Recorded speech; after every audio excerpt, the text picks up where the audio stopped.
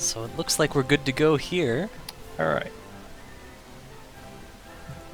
Welcome! Yay! I mean, most of you were here in the first place, but welcome to the Dragon Warrior Randomizer Tournament. Preview show? I don't really know what to call it. I've been just calling it that the whole time. Yeah, it sounds good to me. So this tournament is something that's been in the works in terms of thought process for months now.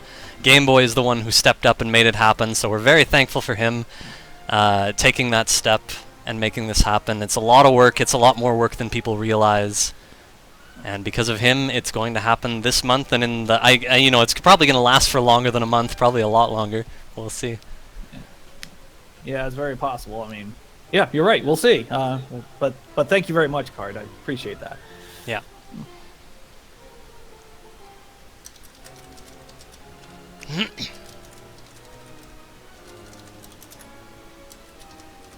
Spark just making sure our audience can hear Game Boy as well. Yeah, when I stream on OBS, whatever sound comes to the desktop is automatically streamed. That works really well. Mm-hmm. Yeah, I assume it should be fine, but just hopefully that the balance is okay. Yeah, I think all good. All right, thanks, Jay Coper. Anyway, I guess should I get the slide moving on? Yeah, you're Ron McLean today. I'm Don Cherry, except I won't be that nasty. Ta-da! So here are our rules. It's a double elimination format, which is pretty standard. It worked really well in the Zelda Randomizer tournament. Ultra randomization, which means the map will be entirely randomized as opposed to just randomizing the town on the original map. Fast experience.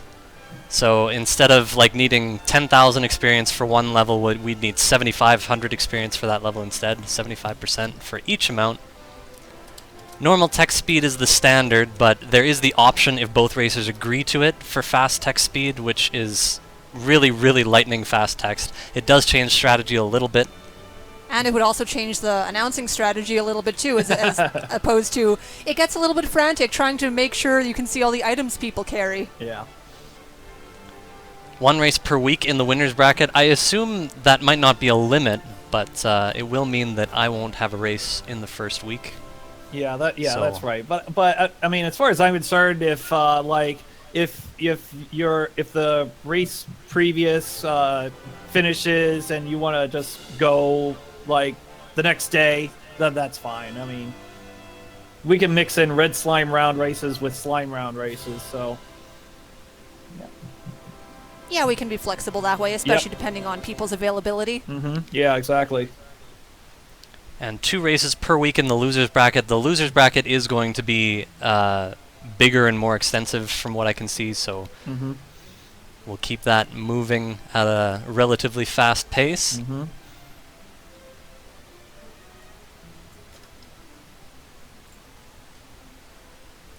So first, our number 1 seed is Tristal. Yay! Yeah, Tristal. I don't know why your slides aren't moving on your stream. Maybe let me reload this. It'll be a little bit of delay for you, though. Remember? Yeah, that's true. But I didn't see the rules slide come up either. So. Oh no! Wait a minute. No. I'm sorry. Tristal is up now. I apologize. All good. All it's right. hard when you can't see exactly what I'm doing. Yeah. All right. So we're in good shape. I've been trying to write notes down as we go along. Yeah. When the 1.2 version came out, when like Tanagel Castle got completely randomized because it was stuck in the center of the map before, and it now it can go anywhere. Tristal struggled a little bit early on, but now he's just firing off win after win after win. His last 10 is 5-3-1, and in other words, when I say it like that, it's 5 first, 3 second, and 1 third. He's been on the podium 81% of the time, so I mean, he's found his way to the number 1 seed. He's definitely somebody I would pick. Well, somebody can pick for to win the winner's bracket. We have predictions up, by the way. You should do it. Yeah, that's what I'd have to say about that. I mean, Yeah, he's definitely powerful. Yeah, I was ahead in the rankings until about a week ago. I went on a Yeah. 9-day vacation, and I came back, and I think I was ahead 24 points at that time. And, theoretically, I could have just not raced and maintained the number 1 seed, but that's not how I roll. I wanted to keep practicing and having fun. And so I lost a few. I was a little out of practice, and Tristel has continued. I think he's in his past 2 races, like he finished second and then first last night in 2 good races. And now he's just slightly ahead. We're very close, and I'm sure we'll be alternating positions much in the near future. But yeah, Tristel was my inspiration when I started. Everything I learned, I started with my own observations, and then I went to watch Tristel, and I swear I watched the first 3 minutes of one of his races, and it completely transformed the way I play the entire race. He's just got a really focused mentality. He knows what is required, and he will definitely be a front runner throughout this thing. Yeah, I've definitely had my fair number of upsets with him. It was not too long ago, probably a few weeks ago. I think he beat me by 1 second. A couple nights later, we tied in time. So he says that if we meet in the tournament, I'm going to beat him by 1 second. So that would definitely be interesting, but Oh man, we'll see how that goes. If that happens, that'll be the tournament race of the century. There would be no way that could ever be duplicated. Yeah. So moving on to the bracket who will be playing Tristel later on, Ouija with the first person, who is the 16th seed. So he is the I've been writing down who's been the world record holder of various things. He's the world record holder of RC Pro-Am and Kung Fu. Nice. And that's RC Pro-Am any percent. I have the Rageless percent, but anyway, we'll talk about me later. He's also been in the Mike Tyson's Punch-Out tournament, been doing very well there. And I'm saying all this is because this might hurt him because I haven't seen him in a race in a while. But I mean, he has won in the past. He's won 4 out of his 19 races. He definitely can win some races and become a force. Yes. I love hearing about world record holders, by the way, so thank you very much for providing that info. Yeah, I haven't seen him race in a while either. Yeah, it's been quite a long time, so hopefully he's been practicing and he'll be able to be in form. I guess his first match will be sometime this week, and we'll see what happens. Yeah, I think I've never seen him play myself, so not sure what to say about that, though. I know he does have plenty of experience in other games, so that is neat. Yep. Yeah, he's a good guy. I've really enjoyed. From my perspective, competing against him in RC Pro-Am, and I mean, we've done a couple races. We've done some very goofy races, and we win 200% emulation speed the one time. But oh my! But no, good guy. He definitely can. He can do some damage. Yes. So facing Ouija in the first round will be Error 72. Yeah, this is we got a big time sleeper. He really wrecked up the rankings on Monday, and he was winning matches, and he rate. Oh, here we go. He won one, and he got second, and he beat Tristel and Card along the way. So he's we might have an upset special coming up here with Air 72. And he was in the last 4 races. He was in the top 2. Oh, wait a minute. I'm sorry. I'm misreading my notes. Okay. Yeah. So he's been beating Unos, Prestigal, Meout, MPI, Cobra. All these are going to be in the top 10. We'll talk about them later on. So he's going to make some damage. And oh, I should have mentioned this earlier. He has the world record in the 2-loop Ghosts and Goblins, and he's got a world record in Claymates as well. I've never seen Claymates, but he's going to be a force, no doubt. There's no question. I was really impressed when he came back. He just sort of entered a race out of nowhere, and he finished strong, and he just kept finishing strong. I believe he's done less than 10 races overall, so to play that little and have the intuition to do so well regardless makes him a definite force. So he's, clearly a well-rounded gamer, and he's clearly going to be a force to be reckoned with in this tournament, and that's always exciting. That's one of the things I really look forward to. Like, you look at the top 10 and you could pick almost any of them to take the whole thing. There are going to be a lot of close races, a lot of interesting races, and I think Error is going to provide some of those. Yeah. So on to the next bracket. Yunus will be he's the 8th seed. Yeah. He's gonna go. He's probably gonna go pretty far in this tournament, most likely. He's got several Zelda 1 individual level world records. He also has the low percent world records, which means you can't do up A, I believe. He was the number 2 seed in the Zelda 1 randomizer tournament, but he did bow out early. He tied for 13th, so maybe this was just a blip, or we might have tournament pressure going on. We'll find out soon enough, but he's been in the podium almost 60% of the time. His last 10 was 1-3-3. I think he's gonna go. He's gonna be a force. Now he might have a little fun with Nest Cardinality if he makes it up to the what's after the red slime round, the Golem round, I think. But he's gonna do some serious damage. There's no doubt. Always impressive, the things he's done in Zelda. I always wanted to speedrun Zelda myself, and I haven't gotten around to it yet. Like, I did some casual speedruns offline, but I realize how difficult it is and how amazing the things he's accomplished are, and that's really neat. And that carries over to this randomizer. Not the most consistent winner, perhaps, but he has the ability to recognize certain situations and put himself into first in seeds that have kind of oddities in terms of stat development for the Dragon Lord and things like that. He's pulled out a few wins in random times that make it clear that, if he's ready to take the risk and make the right calculation, he could beat anyone. So he's another one of those wild cards. Yeah. Definitely ready to make some noise in this tournament. Yeah. I'm good there. So going up against Yunus, we will have JLo7, who is the 25th seed. Oh, yeah. Before I talk about him, thank you, Jay Cover, for clarifying what low percent is. I appreciate yes, that. thank you. So J-Lo. I don't have a lot to say. He has been near the bottom of each race, so now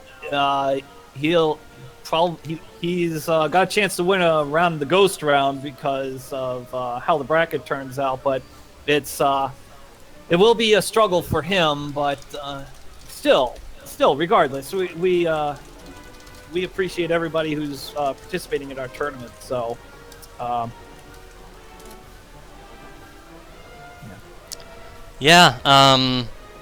obviously Yunus is going to be a big challenge there. Yes. I don't know how much JLo's been playing offline, but I haven't seen him online too much.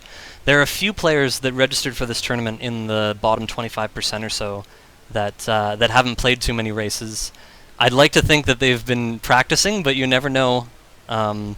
So we'll see what it's like for them. But it's still going to be really interesting to watch how people of vastly different skill levels and experience levels play against each other. Yeah, you never know with the randomizer too. We've seen a lot of newer people pick it up and then get good at it really quickly. So if these people are practicing, even behind the scenes too, there could definitely be room for an upset here or there. So Zarnax does bring up a good point about a big note on Error. Before Cardinality picked up Dragon Warrior, Error had the world record, the closest to sub 6 without ever getting it. That's right. He finished it was something like 6 hours and 5 seconds. It was ridiculous. So yeah, I was the first to break 6 hours, and I picked it up just after I saw that run. And I just played it non-stop after that and tried to keep improving. But yeah, Error was the one who had the record at that time. Yeah, and thank you, Zarnax, for that. Yeah, pile that on to the upset special. Yeah. So in the next match, McGrew will be the first one in there. McGrew is the 9th seed. Yeah, he's just the man. Yeah. Yeah, Dragon Warrior Randomizer author. Now, as far as this tournament's concerned, he usually winds up getting second or third as far as the races are concerned. So, it might be a bit of a challenge, especially when he gets to Unos for sure. And if he gets past Unos, Ness Cardinelli is gonna. Oh, I'm sorry, Tristal. Sorry, Tristal is gonna run him over for sure. But well, I shouldn't say that. He's. I'm sorry. Sorry, I lost my train of thought. No. No, Tristal is going to give him a very big challenge if he gets that far. But now I'm going to sidebar this and say he's tied for the North and South world record, and he's the He-Man Power Grayskull world record holder. Just a game he just picked up very recently.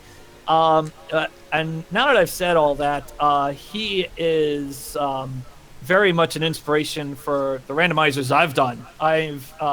As many of you know, I authored the Dragon Warrior 2, 3, and 4 randomizers, and he's the reason. I'll tell you, I'll be straight out to you. He's the reason. If this didn't happen, if he didn't do Dragon Warrior randomizer, I wouldn't have done 2, 3, and 4. So thank him very much for that. I thank him very much for that.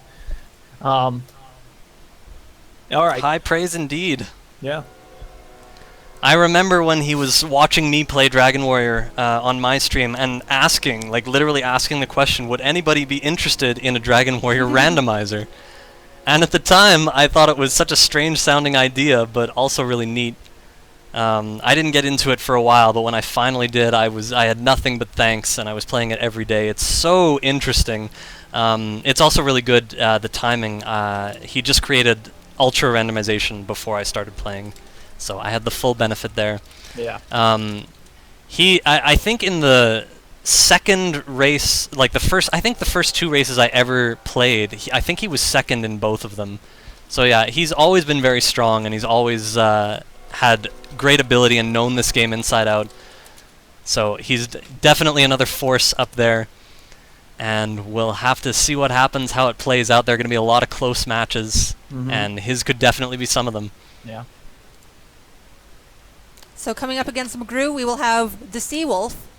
Yeah. So he doesn't play that often, but he has improved over time. He has been on the podium. Actually, 30% of his races he's been on the podium. He hasn't won a race yet, but it's very possible that he'll probably be sent to the losers bracket against McGrew. But I would put him in to win a match or 2 in the losers bracket for sure. Wow, for 13 races, having a second and 3/3 is pretty impressive for one of the lower ranked players. That's pretty neat. In the races I've had against him, he's usually been on the bottom, and I think they were just his first few races where he was starting to learn how it was going and getting used to it. So yeah, who knows how far he can improve since then. I wanted to add about McGrew, by the way. He has the potential for a lot of world records as well. He had the world record on Rampage before I played it. Right. Oh, and there was one other I want to mention. Oh yeah, the Chess Master, which again comes down to milliseconds, but he was coming very close to that one as well. He's got abilities across the board, and he's one of those people who I think can pick up almost any game and do really well at it. Yep. All right, so moving on to our next one. Someone else who will be getting a bye in the first round is Jacquemus, the 4th seed. Yeah, he was excellent in the very early releases of Dragon Warrior Randomizer. I think he was #1 in speedruns live back in the early days. But yeah, I believe so.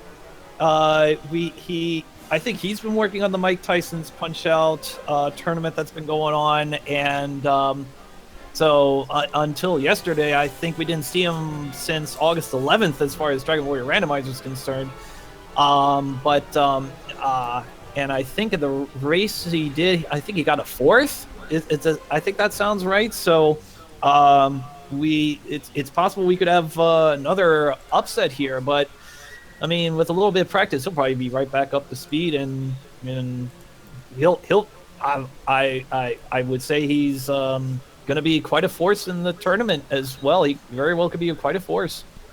I would say so. I would say it wouldn't take him long to get back. I know him as the risk taker. Yeah. He's the guy Yeah. who, when I started out, people were telling me stories. I had never seen him play yet, but people were telling me all the stories about he's the guy who will go after the Dragon Lord and will go to cast Hurtmore and try to get the super fast win that way. Yeah. Now he's not an insane risk taker as far as I've seen these days, but the last race I saw him play, I was anticipating, like we were commentating on it, and I was anticipating that he would go one level earlier than Tristel did, recognizing that even though he had 93 HP, he had enough in the other stats to compensate for it. And I was right, and he went, and it was nice and smooth.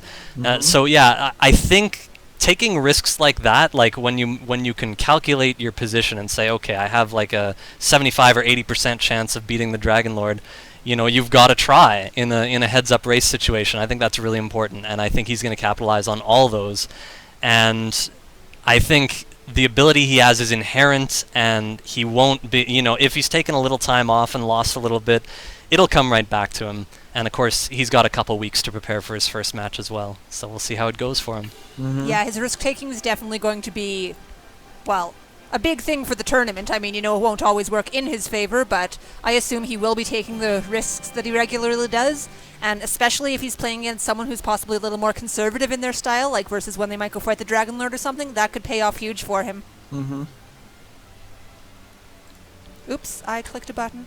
Okay, I think that's okay. Let's ignore the button click. So in the round heading up to the winner of these two will fight Jackamus, the first one will be Mr. Holmes, who is our 13th seed. Ah, yes, Mr. Holmes. He was lagging early on, and then he won the 100th Dragon Warrior Randomizer race, and he has gotten pretty good. He's definitely has a very good shot if he gets past his opponent. He's got a very good chance to take down Jackamus. I would not discount him by any means. He's been on the podium 56% of the time. His last 10 is 2-4-1. And shoot, he holds the world record in golf. I mean, dude, I mean, he's going to be forced in this tournament just because of that.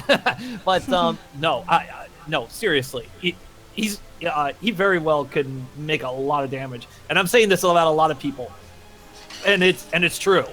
It's true. A lot of people can make a lot of damage. Yeah, when I say that you know, the top 10 are going to be, like, there are going to be a lot of really close matches where either player could win, I'm not messing around. I just looked at the current rankings, and every player in the top 13 has beaten me at least once in a race, and that says a lot. I can't speak for the other racers, like I don't know if they've all beaten Tristel, for example, but I know for myself they have. Mr. Holmes, I believe it was his first 3 or 4 races where he beat me, and I wasn't surprised. I've been waiting to talk about these newer racers who picked up the game really fast. Mr. Holmes is one of them. He's a quick learner, a very smart guy. He's a friend of mine, so I know a bit about him. It wasn't any surprise to me that he was able to take a game like golf and take it by storm. And he's demonstrated the ability for Randomizer as well. I don't know what kind of preparation he's been doing. He hasn't had internet for the past month, so he hasn't been able to race anyone. He's back on it now, though, on that note, for my little interruption. Excellent. But yeah, in terms of practice, like if he's been staying in practice, I have no doubt he's going to be very strong, and we'll have to see what happens. Yeah, he definitely, I mean, as you said, he picked it up very quickly and learned really fast. So, and I mean, I know him in real life. He's a very smart guy, so he's very good at, you know, just looking at this as a whole and sort of figuring out what he needs to do and getting it done. I consider that my strength for this as well. I think it's very important to be able to look at the game as an entire picture and try to balance all the things you have to do together. Whether it's visiting locations that you know where they are, but you have to figure out which one's more important to go to first, if it's a long walk away, or you know, exploration versus experience building is a constant struggle that everyone needs to deal with. I think Mr. Holmes is going to be one of those people who has a really good handle on it all. Anyway. I'm sorry. I just saw High Spirits comment. You can almost say the tournament will be quite random. That is very Will true. it be? Anyway, facing up against Mr. Holmes is John Bloody Thumbs, and on that note, these two are the first people who are going to be doing a match. It will be this Sunday at, I believe, 8 p.m. Pacific time. Yes? Yep, that's right. 11 p.m. Eastern and 4 a.m. over in the Greenwich Mean Time Zone. Anyway, so John Bloody Thumbs. Now, he's probably going to struggle. That being said, he has been improving as time goes by. He's been in the running. He's been in the running to do very well. He has been on the podium 5 times in his 23 races. And in his last 10, he's been on the podium 4 times. So, evidence right there that he's been improving. So, he could pull off the upset against Mr. Holmes. And if not, he'll probably do quite a bit of damage in the losers bracket. So, yeah, you just never know with these newer players. Yeah, I know he was a little bit frustrated with the game early on, but I think that's gradually fading, and he's getting better. I haven't seen him in too many races, so not too much more to say, but you never know. Yep. And other than that, Ness Cardinality and I are slated to be announcing for that tournament, so that shall be fun. I do not know if there'll be a different restream or if we'll just be doing that, but either way, we will definitely see whoever's watching that there. That will be exciting. Yeah, I have put Ness Cardinality in as a streamer for that one, but we can change that around as time goes on. Yep. Of course. Anyway, our next one with the bye is Jay Coper, our 5th seed. Yes, Jay Coper. This was the dream come true for me that he wound up as number 5 for this tournament because he was also number 5 in the Zelda 1 randomizer tournament. Ah. Yeah, so he's going to be a force, but in round 1 he got upset by Shiner. In his first match, he got upset by the 33rd seed, I think it was, Shiner. And I think he wound up, I think it was a tie for 13th. I didn't write it down. I don't know why he didn't, but I don't know why he didn't.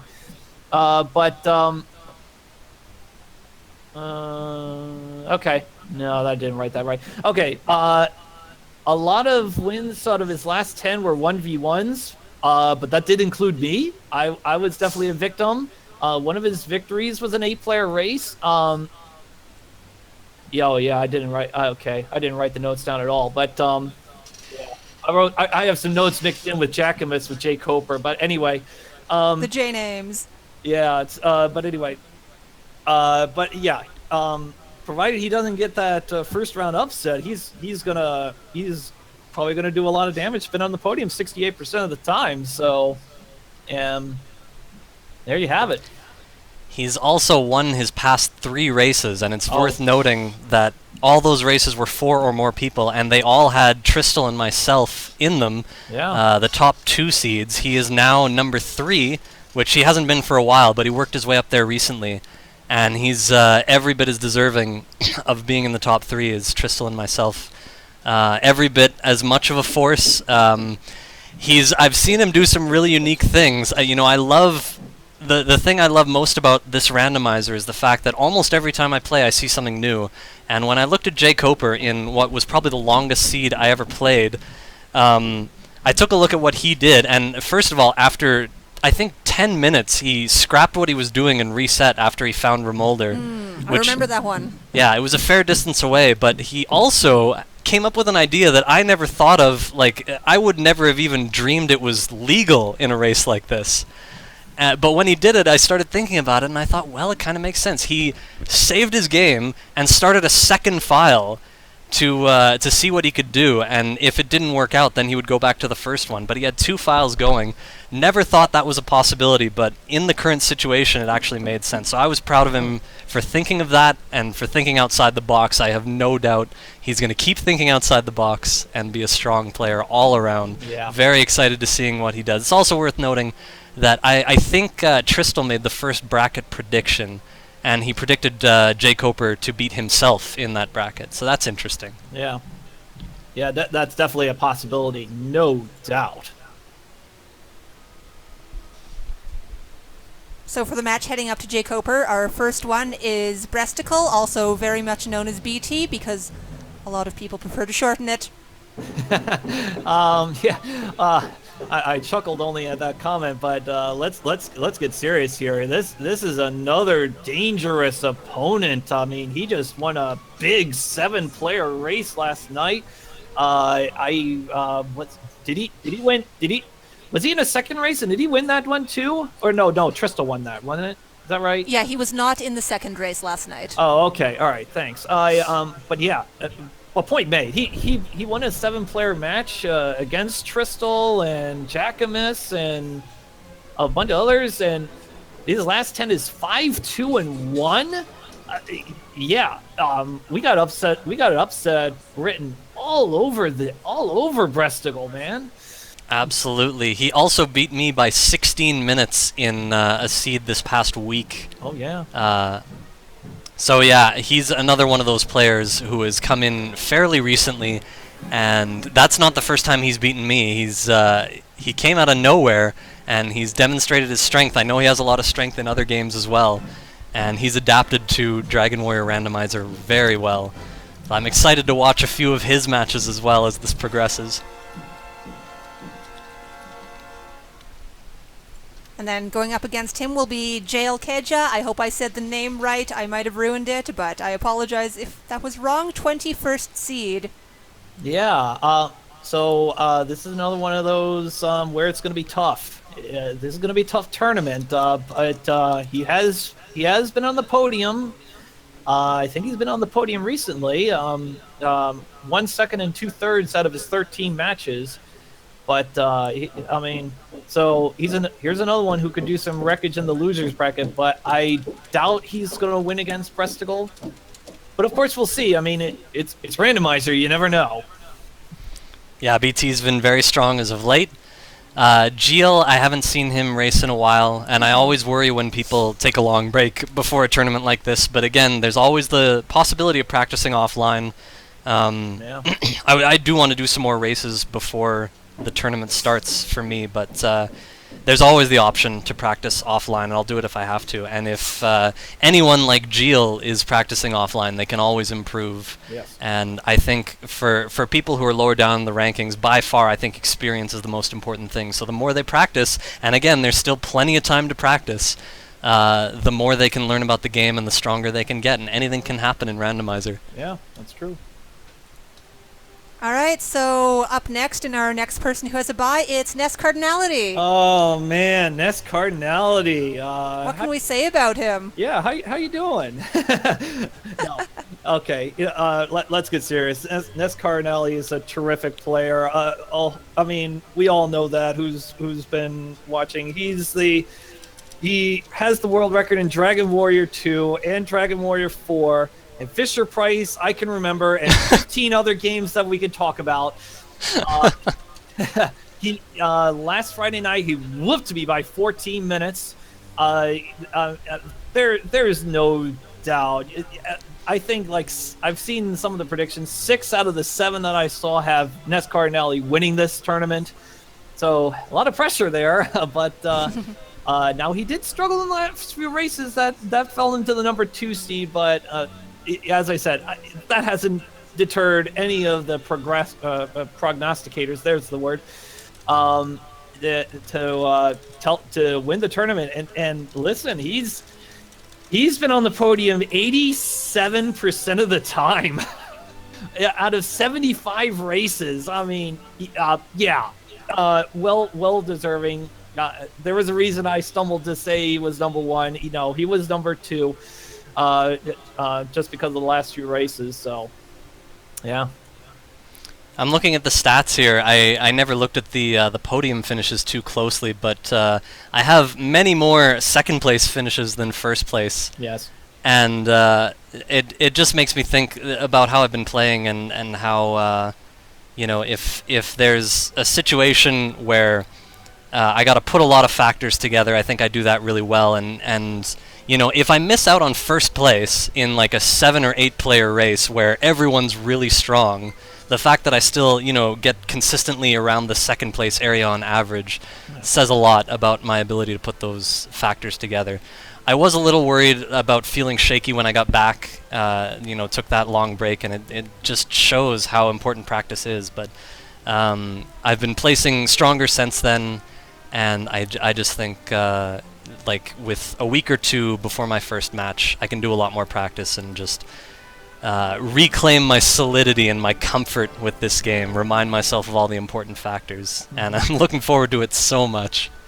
It's going to be awesome. Let me tell you, this guy, he picked up Randomizer so quickly. For so long, it seemed like he had no interest in it whatsoever. Then all of a sudden, Zarnex Claus comes to town, and all we do is play Randomizer all week. And he picked it up so fast. Like, I think we had many races in real life. Just, we had a 4-player setup in my place here. And yeah, he picked it up right away. He, of course, got good super fast, which with his knowledge of Dragon Warrior, that's not a surprise. So yeah, this guy's a bit of a threat, and I was a little bit worried when he got put down into my seed instead of Tristal. I mean, not to say that Tristal's not a worry, that's not what I'm saying, but I don't want to play Mr. Ness Cardinality. But I have my own reasons. Did we talk about his world records? He has a few world records. Just a few. Yeah, I mentioned, yeah. All right, then. Rampage is one of them. What else? we could go on Well, he's got forever. Fisher Price I Can Remember. That's probably the most important one, you know, so we can just move on from here. Anyway, into the round for going up to be his opponent, the first match before that, RCT is our first one, who is 15th seed. Yeah, so RCT has been on the podium a lot. From what I've seen, I'm just reading statistics. He's got 8 wins, 2 seconds, and 8 thirds, which leads me to think he's a little bit inconsistent, but 65% of the time he's on the podium. That's really good. His last 10 is 4-1 and 3. So, I mean, you definitely cannot rule out a possible upset of NES Cardinality. Darn right. RCT is another one of those players I've been looking forward to mentioning, who was encouraged, partially by me actually, to pick up the game, and who picked it up very, very fast. And again, I think it was his 3rd race where he beat me in a race, and I was so proud of how quickly he picked it up. He's definitely another one of those players who has the capability, and anything can happen in Randomizer. We say it over and over and over, but it's so true. And that's one of the things that's going to make this tournament so exciting. It's players like him. Sorry, I was typing a few things. So up against RCT is Empty Eye, our 18th seed. And I know they are both here today, and it actually does sound like they did just decide on tournament time, which I believe I read tomorrow at 9 p.m., which I assume is Eastern. Yeah, I'll wait a second. But actually, I can look that up with my Gmail. Slight pause while I look up my Gmail. That is, yep, that's correct. That is Eastern Standard, or Eastern Daylight Time. That's on Friday night. Anyway, MTI. So I'm going to read off something he wrote when we were starting to form all this. He wrote, he is in the speedrun type tournament despite insistently, repeatedly, that he is retired from speedrunning. I'm not sure MTI knows how words work. Well, maybe not, but we're very glad that he's participating anyway. So I am going to have a hard time predicting an upset out of him, but I believe he's been improving over time. He's won 25% of the time. He will. I think he is intending to join us for streaming as far as commentary is concerned.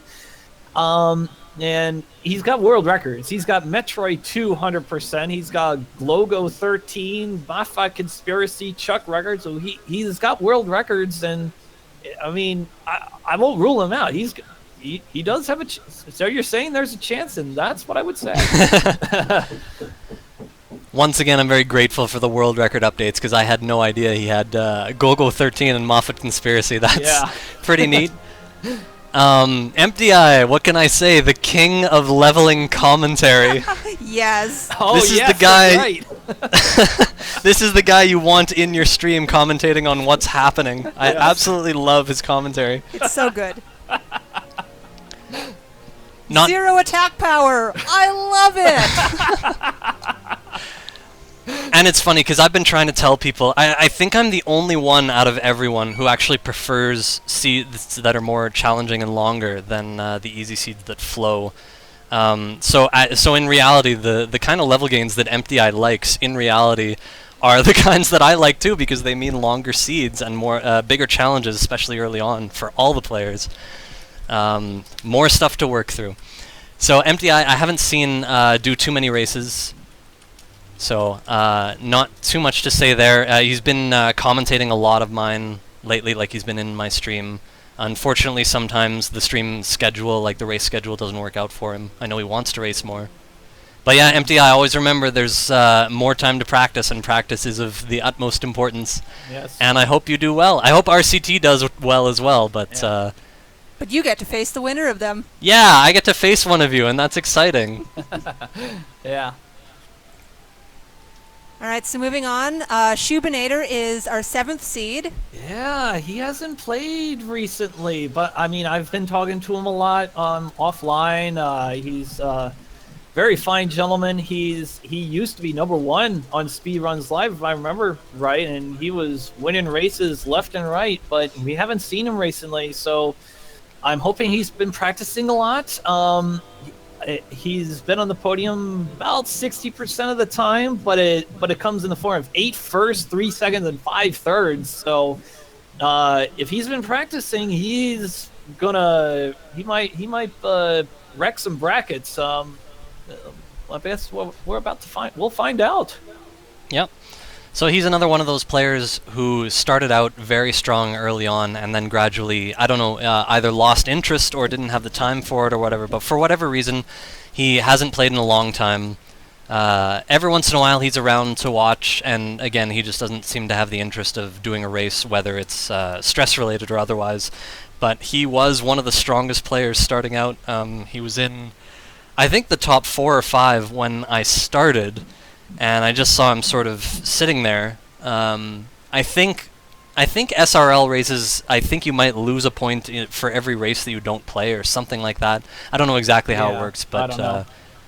But the fact that he's still number 6 in the ranking actually says a lot about how strong he was initially. Mm-hmm. So if he remembers about this tournament and he's still ready for it, you know, he could have been practicing and he could still be every bit as strong as he was back then, and be another one of those forces to be reckoned with. We'll have to wait and see. Yeah, I'll come in and say Shubinator and I talk over private message all the time, so I'll give him a few nudges if it's required. So That's good. yep. So up against Shubinator is our 26th seed, Zyre. Yeah, Zyre, he's our second newest player as far as our randomizer is concerned. So I don't think he's probably going to struggle against Shubinator, but he's got the highest podium percentage of the bottom 12 players, 2 out of 5, and he has been picking up the game. So he definitely has a chance to win, probably in the losers bracket, but he definitely has a chance to win in the losers bracket for sure. I'm just looking at his last race. It was a 7-player race. Yeah. And he finished within a half an hour of the winner. Now, I've played a lot of these races, and when you have a big spread of opponents, there's generally a large spread of time like that. Usually it's even longer than a half hour, like much longer. So just the fact that you can finish within the half hour of the winner like that is a good sign. A good sign that, you know, there's plenty of potential for him to improve and to make some noise in this tournament. Yeah. You never know. Yeah. So then our next match will come Zarnax 42. Zarnax 42. Hi. It's another player who will be very, very dangerous. And we're really glad that he was able to get things all set up so he could join us, because he's been participating in the races, but he hasn't been able to stream. But in the tournament, he does have to stream, but we're very glad he got that all set up. He's been in 77 races, and he's been on the podium 57% of the time, but it's a little bit weighted toward first, and in his last 10, it's 3-2-2. So, yeah, he's going to be a force, and he definitely can throw down some upsets. I mean, possible matchup against Ness Cardinality a couple rounds down the line. It was great having him in our city for a week. Yeah. And getting to see him play Randomizer just as I was starting up with it. It was clear that he's got all the pieces put together. He knows how to put them together. And he's yet another one of those very strong players who's always going to be a threat. And I have no doubt, like, he's a very, very intelligent person. And, you know, you can probably say that about most of these people. I mean, it's just sort of a characteristic that goes in conjunction with speedrunners. That's one thing I've noticed just every time I converse with a speedrunner. They always, you know, they're always able to put their thoughts together really intelligently and carry on great conversations. Zarnax is one of those people, and I know how that intelligence carries over to the games for him. Definitely another strong player. I can't see his opponent yet, but we'll get to that shortly. But I think he's got a bright future in this tournament. It'll be really interesting and fun for him. Yep. So then Zarnax will be facing up against Capt Mars.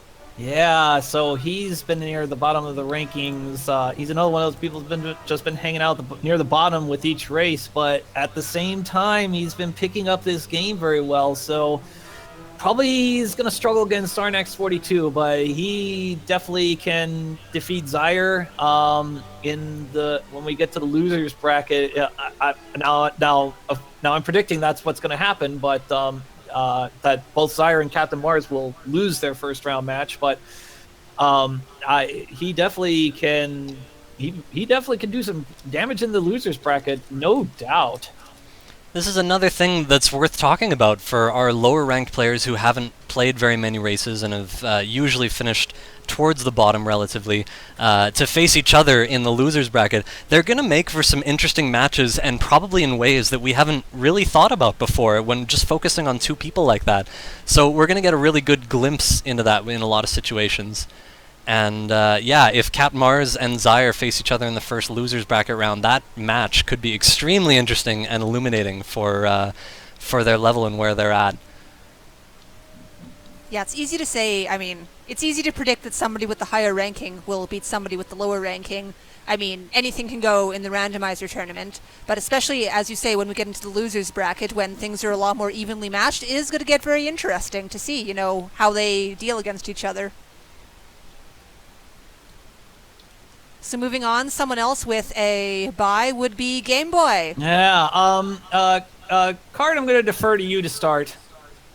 Okay. If you don't mind. The first thing that's obviously worth noting is that Game Boy won, I think it was 5 out of his first 6 races. I think the other one was a forfeit. I don't know what the circumstances were behind that, but Game Boy certainly demonstrated the ability from the very start to finish strong. And while it wasn't a clear representation of his strength, of course, getting the early wins put him way up in the rankings, and he deserves to be there as much as anyone else in the top 8 or so. I've had a few races against him, and of course, I was one of the victims to his blossoming skill. Yeah, definitely another very, very strong player, and another very smart guy from what I've seen through commentary and through setting up this tournament, which is going to be, you know, it looks like a very well put together event so far. And I can't help but comment about how those kind of skills just carry over into gaming and speedrunning. Yeah, and from what I've seen, he's definitely a super threat on the speed hacks. I mean, you are like essentially whenever a speed hacks game will come out, you are, you know, huge threat with that. You're very good at those. I assume you're very used to them, so you probably don't get as panicky as some other people. You know how to handle those faster decisions to make. That's very important.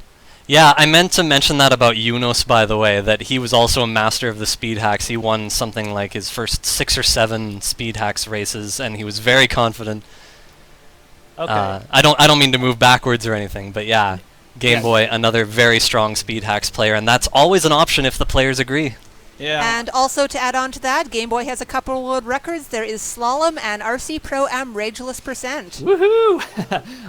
So my biggest weakness, well, the last 3 races I hit second. Once to, well, we mentioned the 14-minute whooping by NES Cardinale. So, but I have beaten Tristel 4 times. So I think it was 4 times. I think I'm 4-0 now.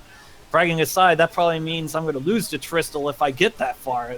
I mean, that's a big if. I also lost to Jay Coper in a Speed Hacks race. So, and a lot of these wins were in very fast speed as well. So that could be my downfall. My biggest weakness is that I can't find things. So, it's definitely upset special, especially considering the 2 opponents that one of those 2 opponents that will face me. That's an interesting thing to add about being able to find things. Obviously, one of the most important aspects of Randomizer. I'm not able to watch how everyone maps, but every once in a while they commentate on whether or not they even map at all. Like Tristel wasn't mapping for the first half or so of his races, and gradually he started mapping. I think he says he makes sort of like a text map, which sounds like it's sort of a very loose thing, but yeah, he seems to have a really good ability to find everything regardless of mapping. So mapping is not like of the utmost importance, but myself, I think I map more detailed than anyone else by far, in that like I practically draw out a complete land map, and I'm very proud of them. They look very pretty, but yeah, I'm not sure what you do in terms of mapping either, Game Boy. I don't. You don't at all. No, I don't at all. Maybe I should. Maybe that's what I need to start doing. I'd certainly recommend it, and I also think it's worth noting that if you haven't been mapping and you've been doing so well, that's a testament to your skill. So that's absolutely awesome. All right, so moving on for the round, who will be facing Game Boy. The first competitor in that match will be High Spirits. High Spirits. Whee! Yep. Whee! Yeah. I have so much to say. Well, first I'm going to read what he wrote. He once tried to commit suicide playing Dragon Quest, so Randomizer's right up his alley. He wrote that in our Randomizer Discord server. So the fact that he's consistently good at everything can be both a good and bad thing. Good in that he can do a 1-to-9 marathon, and being awake 69 hours. He's got a Guinness Book of World Record on that. But at the same time, it's bad in that he hasn't focused on one single game, so that might hit him as far as Randomizer is concerned. But that being said, he's got the 4th highest podium percentage of those playing 8 or more races. He's been on the podium 80% of the time. So, and listen to this list: Dragon Quest V, Dragon Quest 6, Dragon Warrior 7, Dragon Quest 8, 2 Lunar games. He's got world records all over the place. And on a personal note, he's another one of those people that I make very high on my thanks list. Shortly after I made my Dragon Warrior 2 randomizer, maybe 2 days later, High Spirits broadcasted to 100 people, and if he didn't do that, there was probably I probably wouldn't have streamed as much as I do now. I know I don't stream that much. I stream like an hour and a half every day, on many days. But quite frankly, if he didn't do that, and I probably wouldn't have streamed that much. So many thanks to you, High Spirits. You are inspiration to many of us, and I really mean that. So. When he was looking for the world records on the NES Dragon Warriors, when I had all 4, it was another very inspiring time to keep me in check, keep me in competition. I was worried about Dragon Warrior 4 in particular, and he made it look interesting for a couple of others as well, like Dragon Warrior 2 I think he was trying for a while. It's also worth noting, I believe that High Spirits not only started out very strong, I think he was #1 ranked briefly in the beginning. I also believe he won the biggest race in Dragon Warrior Randomizer history, which was 14 players. So major congrats to him for that accomplishment. It was a long time ago. It's hard to even get 14 people together nowadays, but very awesome accomplishment there. And yeah, what else can you say? He's strong and well versed. I haven't seen him play many races lately. I know he's been doing a couple heads up against Sparkover and smaller races in the morning here and there. I know his sleep schedule is different. But yeah, hopefully he's able to bring it to this tournament, make some noise. Another player who's capable of anything. Yeah, we've definitely done, me and High Spirits, I mean, we've done a few heads-up matches here and there, and I'm never able to beat him. So if I ever have to come across him against in the tournament, I will have to bring out all the big guns. It is possible, I believe I am on this path, so I'll be ready if it happens. I hope. Anyway, facing High Spirits will be Shiner, who I have not seen around at all in any of my randomizer racing time. Yeah. Before you cover everything that he's done, I would like to stress how awesome it is that he has the Faxanadu world record.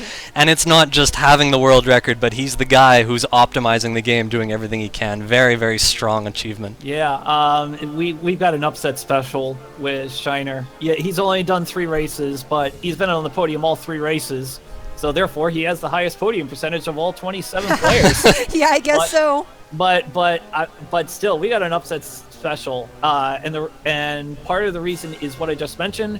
The other part of the reason I mentioned this earlier, he upset number 5 Jay Coper in the first round, and now I got my note here. Oh no, wait a minute. And he later finished as a tie for 17th, and he was a 33rd seed. So he's now, that being said, he hasn't played since like version 1.0 or something like that. Yeah. It's been a long time, but at the same time, he could be practicing and might just destroy everybody in this tournament.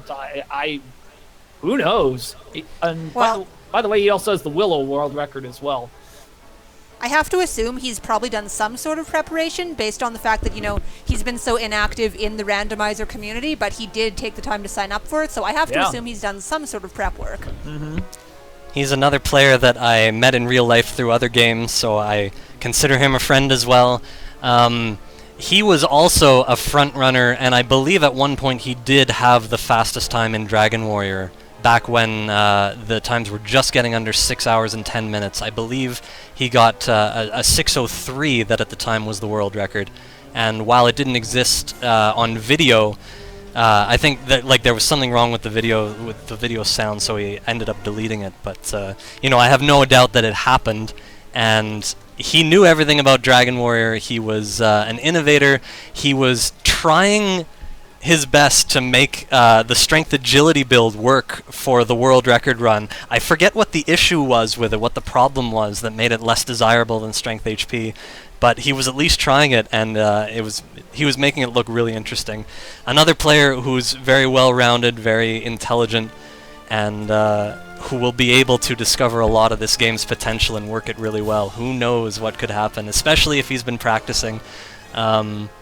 I hope I get to talk to him soon and find out if he's done any prep work, if he's played the new randomizer at all, and see how he likes it. In chat they are saying he hasn't played recently at all, so that should be interesting, but I'm sure he could pick it up quickly, as I had also just said there. Mm-hmm. Yeah, I will say that whoever wins between those two, I'm going to have a match. I'm definitely going to have a match. I'm no doubt about it. And that's just the best thing about this, that there are going to be so many real matches that you just can't predict. Right. Right, so moving on, then we will have Meowth. Meowth, yeah, seed. so if he doesn't win, he's right in the running. I mean, you don't have, those in chat don't have the notes we have, but he's been in 44 races, he's won 12 of them, he's been second in 14 of them, and third only in 7. He's been on the podium 75% of the time. His last 10 is 2, 3, and 4. He's right in the running. He's going to be a force most likely in this tournament. I mean, this once again falls into anybody. It's anybody's match. He can wreck me if I get through. If I beat High Spirits or Shiner, he can take care of Nest Cardinality. He can take care of Tristle. And now that I've thought about it, Meowth beat me in a Speed Hacks race before the race before Jay Coper got me. So yeah, he's gonna do a lot of damage most likely. Another one of these tricky racers worth mentioning, just like Jay Coper. I didn't say this for Jay Coper, but I meant to, that he's one of these players who can who can beat you in a race by 10 minutes or more out of nowhere when you thought you were doing everything right and there was no way possible to be any faster. He's one of the guys who can find a way, and I've seen that happen before. I'm just remembering this one big race where I finished second and I was strongly ahead of everyone else. There were a lot of other strong players in it, but Meowth found a way to finish something like 10 minutes before me, and I'm sitting there going, how did you do that? Like, what is it that you did? But yeah, he's got that ability, and he's going to bring it to this tournament. It's going to be another exciting factor. Yeah. Yeah, in the race he beat me, I asked him how he won, and he was able to keep farming the golems in Hawksness, even though he had sleep, even though the golem had sleep. So whereas I had to farm blue dragons and red dragons, and that was the difference. Wow, yeah, that's interesting. Yeah. So up against Meowth, we have Digshake, our 27th seed. Well, I tell you what, he's been in 4 races. He hasn't podiumed yet, but here's the thing. He's the world record holder in Demon Sword. Okay, that's one thing. But at the other thing, he's the randomizer author for Zelda 2. He tied for 13th in the Zelda 1 randomizer tournament. And just for those reasons alone, he could produce some shockers. I'm not gonna lie. I can't help but notice that there was a race very recently where he finished ahead of Jacquemus. And I know Jacquemus is a little bit out of practice, but you know it doesn't matter. That's still very strong and very worth noting. He was 4th out of 7 in that race, which is really good for a newer player. And yeah, obviously, based on the things you're saying, he's another well-rounded player who could bring anything to any number of games. All right, so onward we have seed number 11, Sparkover. Who's that? Sparkover, the Queen of Pearls, as well, at least as far as the randomizer community is concerned. That's me. Yes, it's you. She has the world record for the other 2 Fisher Price games. No, wait a minute. Why did I can remember. No, it's Firehouse Rescue and Perfect Fit. There we go. Yes. Those are the ones. Yeah. So now it took her a long time for her to do well, but her very first win also happened to break the world record on Ultra Fast Snow, and she just went berserk. I mean, I listened to NESCAR Nelly was doing the stream, but I could just hear it. She was like, "What?" So, I mean, her last 10 is 223. She's been on the podium 60% of the time, 62% of the time. So this is yet another lady who's who's a person, I should say, who is gonna wreck a bunch of brackets. I'm pretty sure. Uh-oh. I probably wouldn't want to say this if I thought it were giving anything away, but since all the seeds are random, I don't think this will give anything away. My observations of Sparkover's play is that when the seed is like a god seed, when we start with Hurtmore or Edric's Sword, when Remolder is close by, any of these things that give you a really big jump into making it really easy, like if you have a nice grind zone nearby with Druin Lords or something, Sparkover is the kind of person who can take the god seed and just flow right through it like it was her bread and butter. So if she happens to get the really, really easy seed, those are definitely her strengths, and I could see her beating absolutely anyone on the planet, especially on the easier seeds. Of course she's capable of anything in any seed, but those are the ones where she thrives, to just incredible capacity. I remember the first race she won. It was a really easy seed, and I must have been 2nd or 3rd, but I was so shocked by how quickly she finished. At the time, I didn't know how she did it. And since then, I've gotten to be able to watch her do a few, not at the same time as me, not the same race. So yeah, I've seen her ability, and she has a full grasp of the entire game. And I look forward to actually being able to watch her progress through this tournament when I'm not playing against her. Ah. Yeah, I kind of hope I don't play against you in this tournament, but That's frightening. Yeah, what can I say? Bears. I walk That's what I around, say, I make bears. some maps. That's about it. Yeah.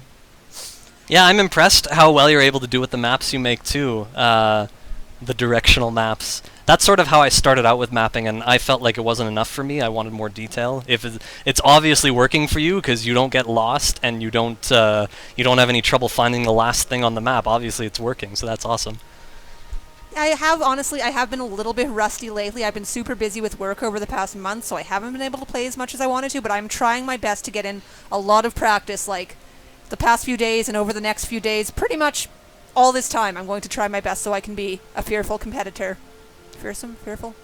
Anyway, up against me is Miria-chan. Miria-chan, so she hasn't raced since the 14th? August 14th, No. I should say. Yeah. She's finished near the bottom of each race, but this is another one of those ladies who could have practiced a lot. And actually, the first thing I wanted to say is that there are 2 women in this tournament, and it turns out that they're playing against each other in the first round. So, Oops. Rigged. but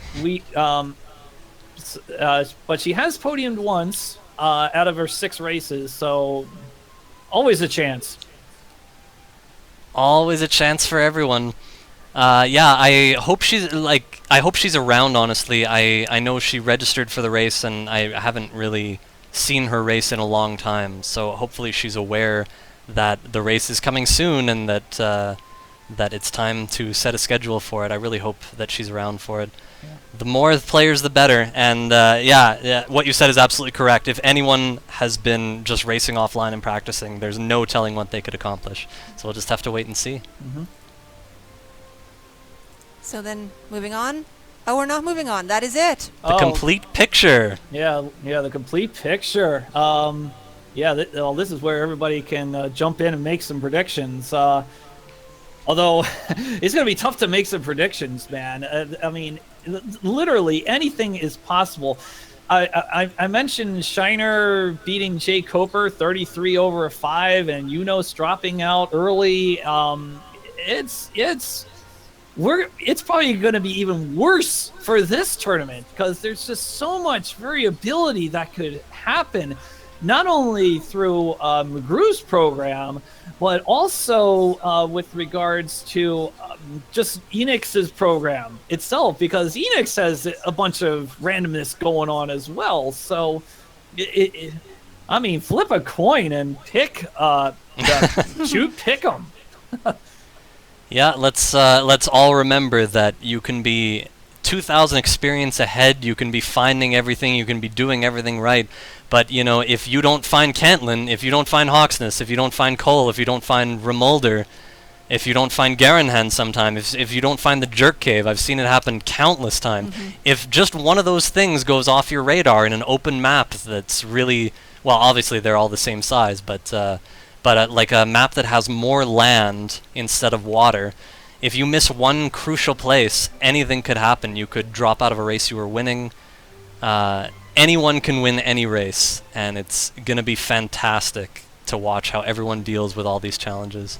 Yeah, and I'll say I did play 2 seeds today just for fun, and both times I went into Sherlock hoping for the sword without having found all the chests on the world map. I mean, I was just kind of playing for fun and not caring too much, but I mean, if that sort of thing happens in a tournament and, say, the sword isn't in Sherlock, in a situation like that, you're in, well, a whole lot of trouble. Yeah. So you never know. Mm-hmm. But I believe that's it for the slides on here. This is our last page. Yeah, we pick So winners. there's our I pick bracket. winners.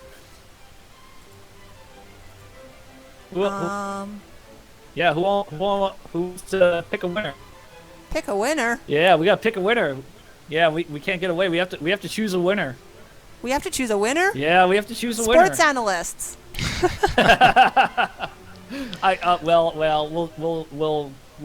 I'll go first because I've been going first through all the slides.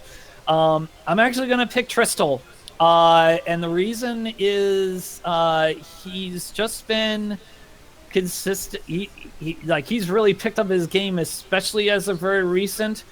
Part of me wanted to go toward Ness Cardinelli, but I'm sorry. I think Tristal might have you edged out a little bit, but I mean, we'll see. I mean, well, I've said this like 20, 30, 50 times. Anybody could win this. I mean, Shade Coper could win, Jackamus could win, I could win, Sparkover could win. Well, and I could just go on and on and on and on. So. Well, I gotta go with my boy Ness Cardinality on this one.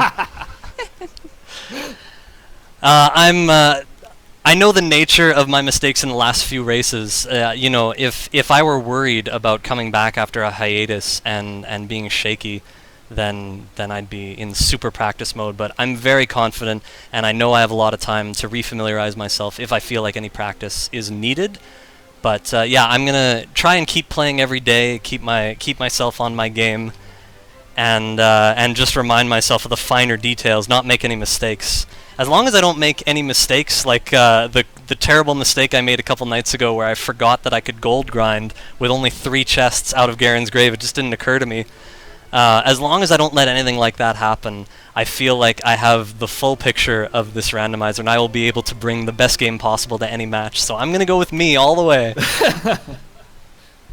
Well, I just ran a random number generator, and it gave me number 10, so I'm going to say Zarnax is going to be the winner. He has been a sleeper all this time streaming, not streaming. We can't see what he's doing. He's got secrets back there, and he's been hiding them, and he's been training for months, and now he is out to bring them out and beat us all. Zarnax, the random sleeper! Well, in all seriousness, that's in a way that's not a bad prediction either, though. Zarnax isn't a bad prediction. I was kind of worried how I would defend anybody, but there, sleeper. No streaming. We don't know his secrets. He's just been getting some lower finishes, so we don't know his secrets. And look at his bracket. Cat Mars he could beat. If he gets Shubinator in the second round, he could beat Shubinator from experience. Yeah, Ness Cardinality's an easy round. That's a pushover. That's a gimme. He's beaten Ness Cardinality at least twice. I don't know if there was any more, but twice for sure. And then on the other side, well, Zarnax against Tristal. That's happened before. I remember the first time I played Zarnax after he visited, he won a race against me, Tristal, and a bunch of other people. It was like 7 or 8 people, and he was very happy. He has the ability, there's no doubt. Yeah, and High Spirits has picked Zyre to win. Nice. Another sleeper. And John Bloody Thumbs has predicted me, and which means he's either predicted himself or he's predicted High Spirits. So, well, High Spirits. Earlier on, Zarnax did say Mr. Holmes, as I believe he did put in the prediction sheet on the challenge website. Yeah. What else did we miss? I believe that was all of them that were said in the chat. Yeah, I think that's all the slides. Who wants to race? We'll do streaming practice. Oh, that's excellent. I definitely want to play today, and Yeah, now by is the the way. perfect time. Who is down to race? So by all means, I'm in for the first race, and hopefully a few today would be awesome for practice. All right, somebody will start up a race, and I'll stream as long as I can. I don't know how much longer I've got, but I'll stream something over on my channel. I think I'll see how fast I can. Whatever. Thank you all so much. Whoop. Thank you all so much for watching the pregame show. A huge thanks again to Game Boy for putting all this together, especially so far in advance, anticipating the timely nature of this tournament, like it's coming at the perfect time. We've all been practicing enough, we've had enough time to practice, and we don't want the game to fade into obscurity before we try to have a tournament. So kudos to making it happen in a timely fashion. Thank you so much to Sparkover for hosting this pre-game stream, putting all the work that she did into it over the past few days, and who knows how long before that, keeping us coordinated. She always keeps me coordinated, and I really appreciate that. And to myself for ducking out of work early to provide some additional commentary. You've been fantastic. I'm glad you could make it. Yeah. I really, thanks to you, and thanks to your work for letting you get out early. Yeah. And High Spirits is right. We can't have a Dragon Warrior 2 randomizer tournament until Sparkover finishes. It'll probably Yeah, it's it'll probably be the three of us talking in high spirits. That might be it, but maybe air kicks or Fogri, but.